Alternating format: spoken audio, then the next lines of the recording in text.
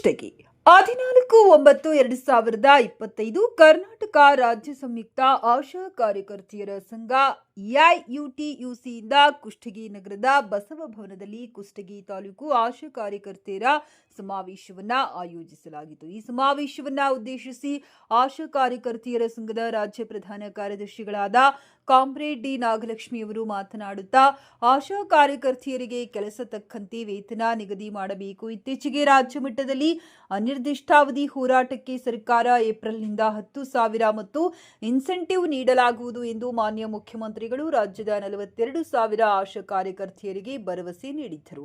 ಈ ಹೋರಾಟದ ಯಶಸ್ಸನ್ನ ರಾಜ್ಯದ ಜನ ಬೆಂಬಲಿಸಿ ಆಶಾ ಹೋರಾಟಕ್ಕೆ ಬೆಂಬಲಿಸಿದ್ದರು. ಆದರೆ ಮಾನ್ಯ ಮುಖ್ಯಮಂತ್ರಿಗಳು ಕೊಟ್ಟ ಭರವಸೆ ಕಳೆದ 5-6 ತಿಂಗಳಾದರೂ ಈಡೇರಿಲ್ಲ. ಮುಂದಿನ ಹಂತದ ಹೋರಾಟಕ್ಕೆ ಆಶಾ ಕಾರ್ಯಕರ್ತೆಯರು ಸಜ್ಜಾಗಲು ಕರೆ ನೀಡಿದರು. ಈ ಸಂದರ್ಭದಲ್ಲಿ ಜಿಲ್ಲಾ ಅಧ್ಯಕ್ಷರಾದ ಶರಣು ಗಡ್ಡಿ, ಜಿಲ್ಲಾ ಕಾರ್ಯದರ್ಶಿ ಕೌಶಲ್ಯ ದೊಡ್ಡಗೌಡರ್ ಯಲಬುರ್ಗಾ, ತಾಲೂಕು ಕಾರ್ಯದರ್ಶಿಗಳಾದ ಶಿವಮ್ಮ, ಮುಖಂಡರಾದ ಅನ್ನಪೂರ್ಣ ಉಪಸ್ಥಿತರಿದ್ದರು.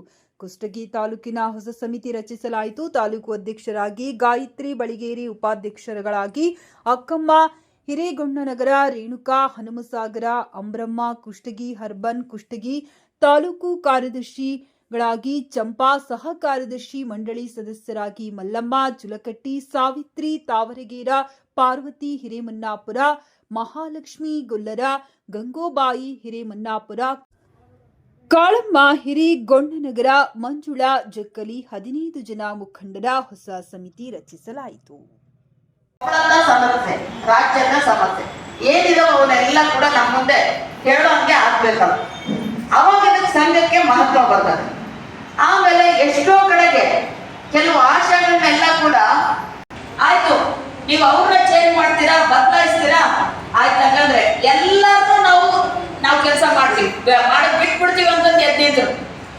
ಇದ್ದನ್ನೇ ಮತ್ತೆ ಮಾತಿಗೆ ಅವರು ಏನು ಆದೇಶ ಮಾಡಿದ್ರು ವಾಪಸ್ ತಗೊಂಡು ಇನ್ನೊಂದ ಮಾರ್ಗದರ್ಶನದಲ್ಲಿ ಮಾಡ್ಬೇಕಾಗ್ತದೆ. ಇವೆಲ್ಲ ಕೂಡ ಸುಮ್ಮನೆ ನಾವು ಏನೋ ಇಲ್ಲಿ ಅಧ್ಯಕ್ಷ ಆಗಿದ್ದೀವಿ ಅಂತಂದು, ಕಾರ್ಯದರ್ಶಿ ಆಗಿ ಅಂತಂದು ಹೇಳುವಂತದ್ದಲ್ಲ. ಅವ್ರ ಅಧ್ಯಕ್ಷರು ಕಾರ್ಯದರ್ಶಿ ಅಂದ್ರೇನು ಎಲ್ಲ